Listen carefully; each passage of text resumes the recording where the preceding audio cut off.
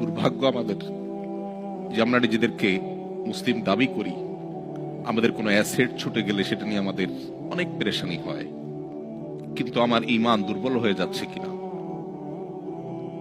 আমি কুফরের কাছাকাছি চলে যাচ্ছে কিনা, আমার ইসলাম দুর্বল হয়ে পড়ছে কিনা, সেটা নিয়ে আমাদের তেমন কোনো পেরেশানি হয় না। আজও যে সমস্ত মুসলিম পৃথিবীর বিভিন্ন প্রান্তে, এমনকি মুসলিম সমাজ এবং সোসাইটির মধ্যে বসবাস করেও নিজের ইসলামী আইডেন্টিটি ধরে রাখতে পারেন না, তাদের সবচেয়ে বড় ঘাটতি এবং দুর্বলতার জায়গাটা হলো ঈমানের দুর্বলতা। মাল্টিকালচারাল সোসাইটিতে যদি ইসলামকে বুকে ধারণ করে মাথা উঁচু করে হীনমন্যতাকে দূরে ঠেলে আপনি যদি আপনার দ্বীনকে নিয়ে আপনি প্রাউড করেন, আপনি যদি একজন ভালো এবং আদর্শ মুসলিম হিসেবে নিজেকে আপনি উপস্থাপন করতে পারেন, আপনার ফ্যামিলিকে যদি আপনি গড়ে তুলতে পারেন, সন্দেহাতীতভাবে এটা বহুমুখী চ্যালেঞ্জিং।